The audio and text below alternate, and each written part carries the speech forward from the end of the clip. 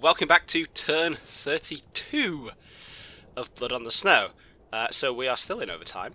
It's still happening, which is not great because, as I pointed out last time, the force I'm pushing in to contest JTMO's objective is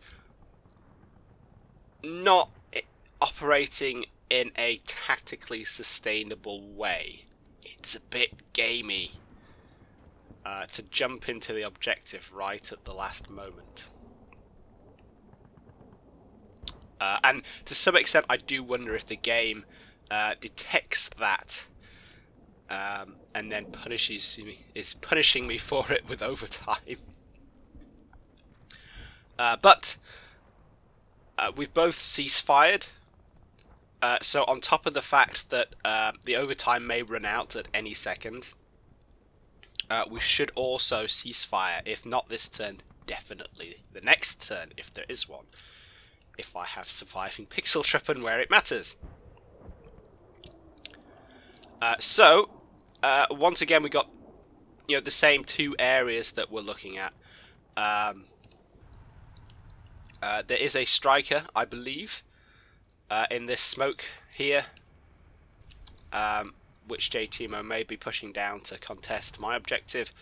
It's got to get past the crossroads and this BTR. This RPG team, it has to run the gauntlet to get in there. Up here, got a little firefight going on. It's kind of irrelevant, except in a generating more casualties kind of way. And then over in JTMO's objective, these guys are basically in a fire sack. You can see I'm starting to get quite a few infantry casualties. Mortars have started falling in here. The BTRs, there's definitely, I think there's still American infantry in this building here, or these ruins here. There's definitely an American with an M320 grenade launcher here. The tow Humvee is out here somewhere, I believe. There's a Mark 19 Stryker over here. He's moving the armoured knight from its position on the corner up here. That's the contact there. He's basically flooding towards the objective. All this stuff can rinse everything I have, so it's not ideal. Drama corner, I think everything's kind of knocked out, but I'm not want to probe it. Yeah, still all to play for here. So I'm just going to press go, and let's see what happens.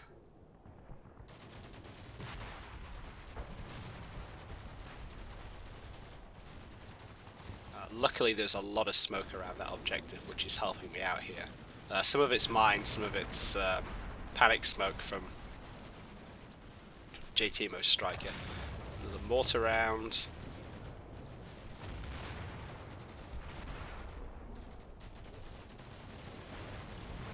Oh, there's that Stryker.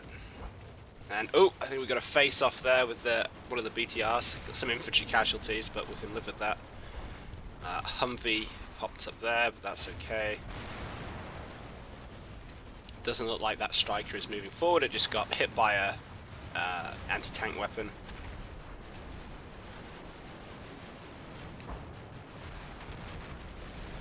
Something's going wrong there. Lots of infantry contacts there. Not necessarily lots of infantry, but lots of infantry contacts. Whew, okay. So yeah, let's see what happened up here. So I'm keeping the objectives on now, because despite being garish and fluorescent yellow, the limits of them are quite important here. So there's not much going on in the main street. Behave yourself, stupid camera. Not much going on the main street to begin with, but we're getting quite a bit of fire out here. These guys have literally been sat in this building since about turn 2 or 3, and now they're actually doing something. They are cluttered up at the window, which is always depressing, but they are putting the lead out. Definitely one of these Americans here is going down.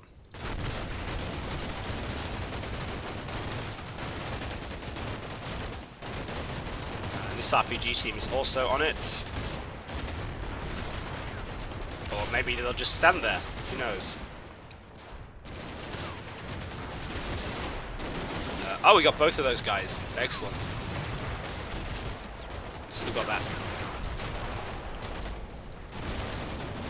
Even the guys there. The Americans are starting to recover. Then they are shooting back a little bit. Oh, I think we just got one there. Oh, we got two. How did that happen? Excellent. This is the kind of fighting, you know, I have kind of local spy superiority. Like I said last time, for the first time in this game, in an infantry firefight.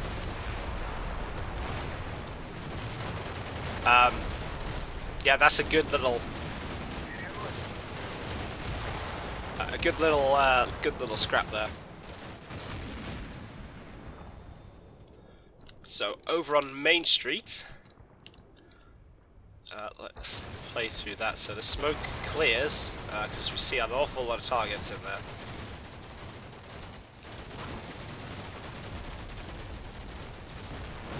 There we go. So if we look at these, a lot of these are like small units. So that's 3 to 4 guys in that MG team.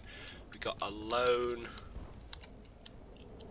potentially, or you know, maybe a pair, a very small unit of American infantry there. Who Cherkasov is hopefully about to shoot in the face, or at least shoot at somebody.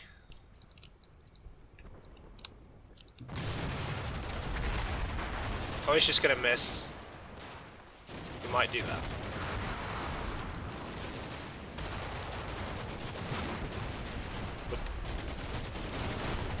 Starting to get, yeah, there's the PK team getting stuck in. Oh yeah, 3 guys in that team there. There's the Stryker. These guys... Oh, that got exciting quickly. So these guys have run along here. Down by the hedge, they've gotten spotted. The lead guy there has gotten shot in the face with a 50 cal. These guys here have just spotted the Stryker because it was firing, and yeah, out comes the RPG 26s, and as we're going to see, the explosive reactive armor on the Stryker works pretty well. Turn the smoke off for a sec. Yeah, see, we've knocked some of the panels out.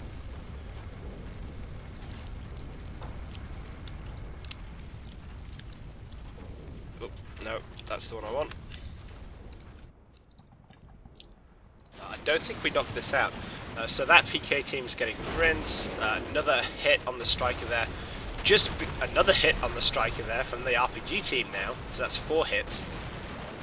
Explosive reactive armor, kids. It works. We're starting to get some of these guys up here also putting the fire out.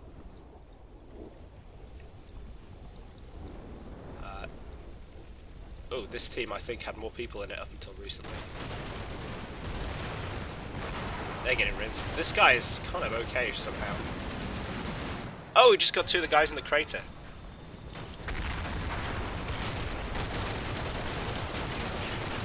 There you go. Cherkasov, you can have one of those metal things. He's like, this guy is like single-handedly taking down, you know, holding off these Americans up here. That's pretty funny. Let's hope he ceasefires and he gets that medal. Okay, so yeah, J-Teamer didn't really make a move for the objective there, which is fair enough because he knows, having sent that Stryker down, that I've got a lot of stuff covering that corner, that angle. So some stuff happened on Drama Corner, didn't it? We saw that. I think there's some mortars landing in here.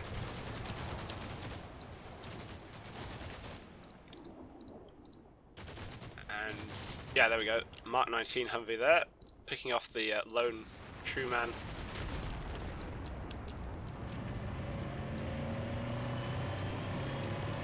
If we look, It's got another unit in it, a passenger unit. I can't remember if it had before. There's an off chance it might be picking up survivors from this platoon and evacuating them. It is reversing away there. I think that's all that we see. Down drama corner, yep. Okay. This is the bit that we've been waiting for. So we are pushing into the cap, or pushing into the objective area. This BTR is coming back in. I'm expecting a mortar round any second. Yep, well, that was pretty good, didn't kill anybody.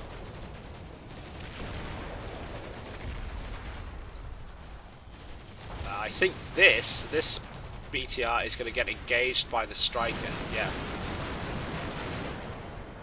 Okay, cool, so we got a kind of trade going on here. That BTR has been knocked out. So that Stryker's been knocked out by 30mm cannon fire. This is why, especially earlier, I was always potting around with like a couple of BTRs. Let's turn that off, we don't need that. So that if one gets engaged, the other one will hopefully spot the target. And interestingly, these guys are getting engaged. That trace is coming that way. It's interesting. What's going on there?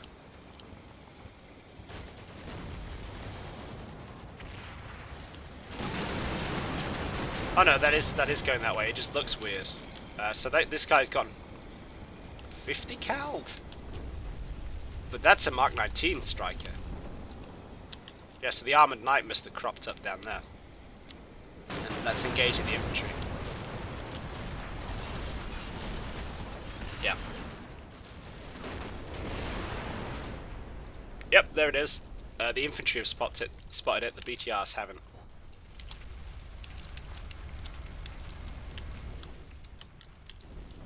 I think, remembering from the overall playthrough, it does get a couple of hits in on the BTR.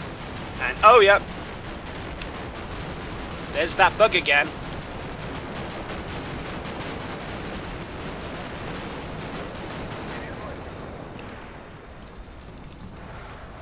Yeah, so if they would just shoot that, I think they got him. But if they just shot it with bleeding AP, it would have been dead much quicker. And yeah, we still have plenty of forces actually in the point there. Just one last mortar round, so maybe the smoke has obscured the mortars. Not sure. But yeah, that went about as well as I could expect. I don't think we saw anything else down here, did we?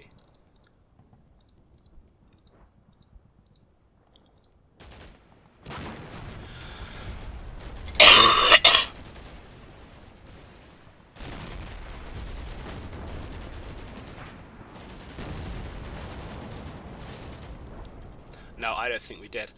Okay, so things are actually stabilizing down here, which I wasn't expecting. That probably has a lot to do with that smoke screen just in the top of the cap there. But let's press that red button and hopefully the game will end. Boom! Ooh, okay. Well, thank God for that. That's actually a major victory.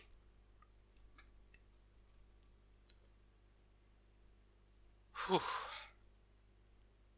Wow, I wasn't expecting a major victory.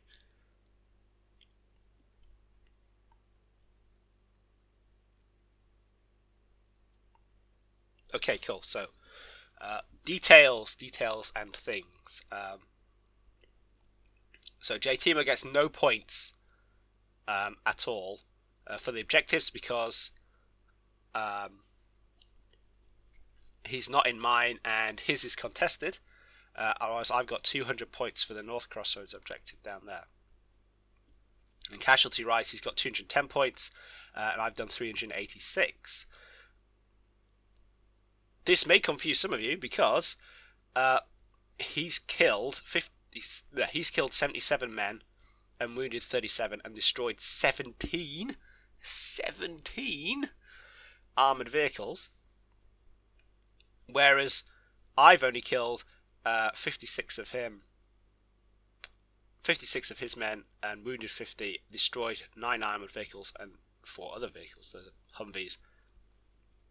So on paper, he's done more damage, but because casualties are worked out as a percentage of the total force, because he had fewer men to begin with,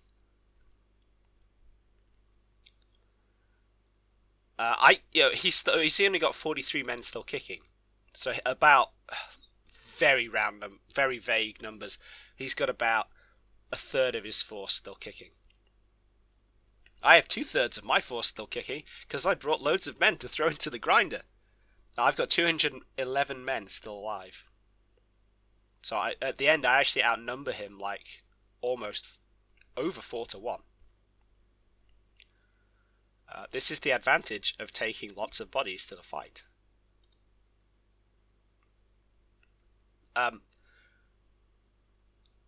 So, what would it be like if I hadn't contested that objective? Well, Timo would have got another 200 points. So he would be on 410. And I would still be on 586. That would, I think, still just about be a minor victory for the Russians. Maybe a draw. It is a little bit, well, actually, I was going to say it's murky how the game works out. There is a formula, literally a formula in the manual, which I'm not mathsing. No, not now. Okay, so, yeah, that was actually quite unexpected, especially against the Americans. You guys have been watching this. I have kind of felt under pressure is perhaps the wrong term, but vulnerable at all stages. So let's have a look at the map and see what we've got going on. So it actually looks like my broad concept of what was going on was actually correct. Now that we can see everything. So if we think kind of like one platoon down this way,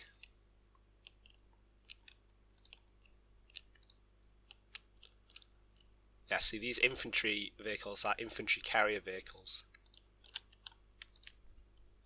Like one platoon here. What was that? What did we knock out? This is something that we hit by accident. Oh, okay, that's a Recce Humvee. Excellent.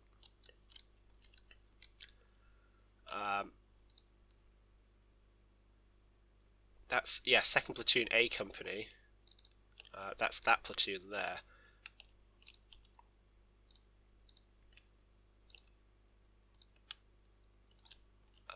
Survivors down here. Okay, that's 1st Platoon A Company. So we had 1 platoon down here, 1 platoon in the centre, and I bet these guys are 3rd Platoon. Yeah, 3rd Platoon. There we go.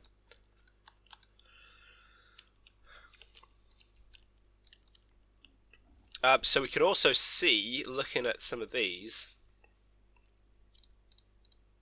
that a lot of Timo's infantry is crack or regular, crack or veteran. There's a lot of +1s and +2s in there as well. That's expensive.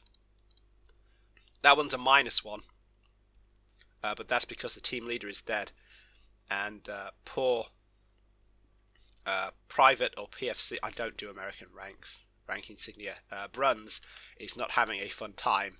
But on the plus side, his leadership characteristic is kind of irrelevant because he's on his own. And then what have we got in the back? We've got the Armoured Knight, which is machine gun 6 guys. Wow.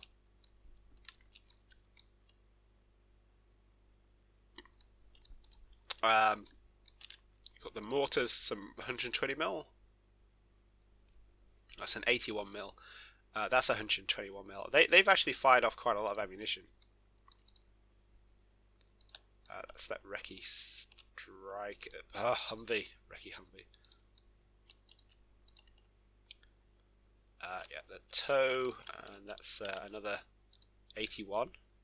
Yeah. Oh, that's a 120. So that's actually got 11 casualties. What about the other mortar? How's that doing? That's 6, 1. So yeah, he's got quite a lot of mileage actually out of his mortars. And then these vehicles. Yeah, this was the offending Mark 19 Humvee, which is actually out of Mark 19 ammo. I was wondering why it stopped killing everything. These guys got the BRDM at the start.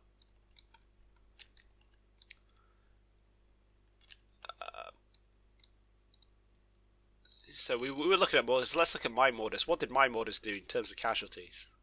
So none, 2, none, 6. Okay, so all of my mortars together killed less than yeah, a lot less than JTMO's mortars. One, they're lower caliber. He's got 2 120s and 181, whereas I've got 682s. So that might explain that a bit. I'm also firing at a less target-rich environment, if that makes sense, because JTMO came in with a smaller force. You know, if he spreads it out, it's a lot harder. It's a lot of smaller targets to hit. And secondly, I have basically been, for the most part, blind mortaring. So I haven't said, hey, there's a target there, let's mortar it, very often. It's more like, I think he's there, let's smack it with something. Which is different. Obviously less accurate. But yeah, this was a really good game. Let's start going through some of the units down here. So that killed a Stryker and 3 guys. That BTR 2, nothing. That RPG team killed a Humvee. These guys killed 5, and that was in the last like turn or so. They killed these guys. These guys killed a BTR and 3 guys. These guys did nothing. 2. Nothing.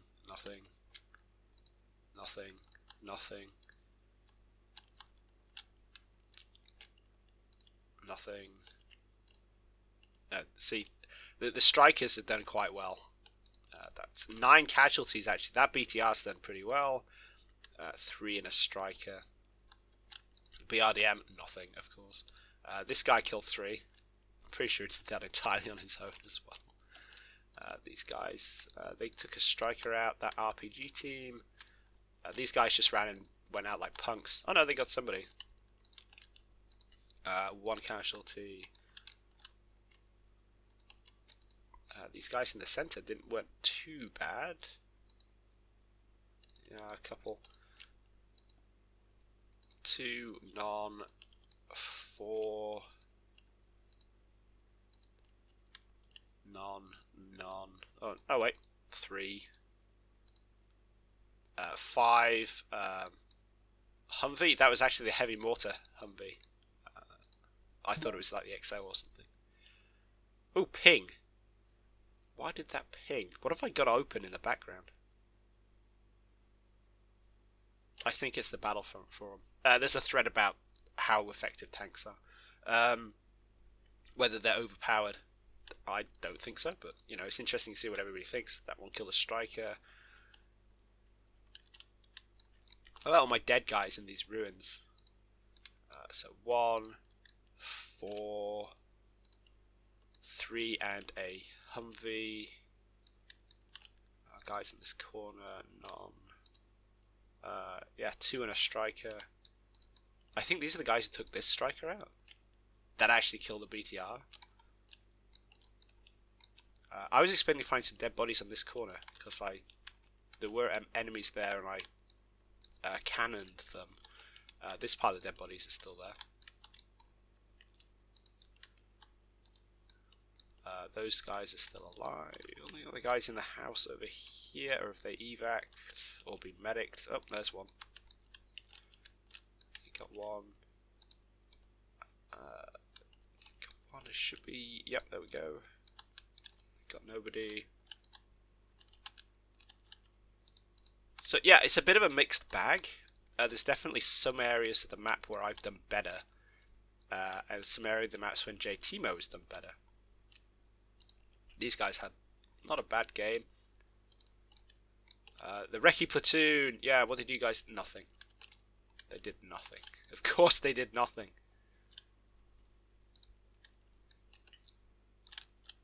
BTR didn't do anything. That Humvee... Oh, 11 casualties. That scout team, I assume that's because he was on the gun. 3, 2... These guys did nothing. Nothing. Of course these two did nothing. They died on turn 2 and 3. Yeah. So this was the offending Humvee that destroyed these, because it's killed 3 BTRs and then a lot of infantry at the same time. So that's got to be, you know, what, 9 in a squad, and then plus crew plus crew casualties.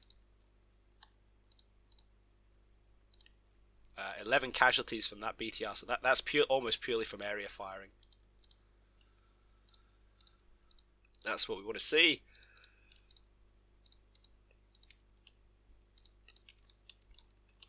Turn the trees off. Let's have a look at how did the firefight develop in here. These guys just died. Then they took out Humvee. Those guys died. This corner here. So I was area firing the crap out of this area, wasn't I? If we remember that. That appears to have worked. There's a dead fire team there. That's a javelin hole. So we can kind of see how it's panned out. Just purely in the sense of, as the battle's gone on, JTimo started off with a qualitative advantage, and once we've kind of taken up the positions, even though it was still quite fluid, I've been able to chip away at that advantage until I've gotten into a position where I can, despite all the worryingness, I can punch into his objective and contest it without too many problems. That MG team 2, yeah, 4 casualties, yeah. Whilst retaining the strength to defend mine. So it mounted a platoon attack down this way, and we were able to stop it. It cost a lot of casualties. I mean, just look at all the burning stuff down there. That was a pretty chunky fight, but we were able to stop him. We had a first line that got destroyed. Fine, we're back in the second line position. I deployed the reserve in there to plug that up, which is why we have reserves. Around here, we've just generally been chipping away over the course of the whole 30 minutes at that platoon to open up an opportunity to get in. And then up here on the right flank, we kind of had this on and off anti-tank duel and anti-vehicle duel. And yeah, I mean,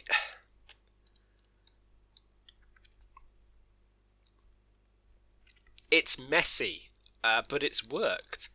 So this is sometimes a concept that people have a little difficulty with, which is that tow Humvee got 2 BTRs as well. Yeah, he's done very well out of his tow Humvees.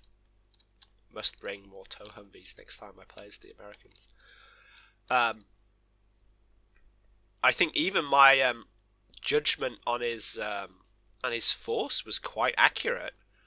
You know, I thought 3 platoons and yeah, I had it pegged as a weapons platoon from an infantry battalion, which would have a set of Humvees, but it's actually a reconnaissance platoon in Humvees. Yeah, so B troop there, and that's actually a separate formation, and I would be willing to bet, yeah, first platoon B troop, I'd be willing to bet that, I don't know, that's a mortar section, an actual an actual mortar section. So, yeah, I'd have to look up what formation that actually is, but we're kind of on the ball. It's a good force. 3 Stryker platoons, a reconnaissance element in Humvees, and mortar support. That's good. That's a nice solid. That's about as combined arms as you're going to get when you're restricted to vehicles and no off-map artillery. But yeah, thanks for watching, guys. This was a really good battle. I really enjoyed it. JTimo really enjoyed it. Not the result I was expecting. I thought it would be a lot closer than that. But that just goes to show one of the things that makes combat missions so interesting, which is this fog of war and trying to judge what's going on from the limited information that you can see. So yeah, like I say, thanks for watching. Hope you enjoyed it as much as we did, and I'll catch you in the next one.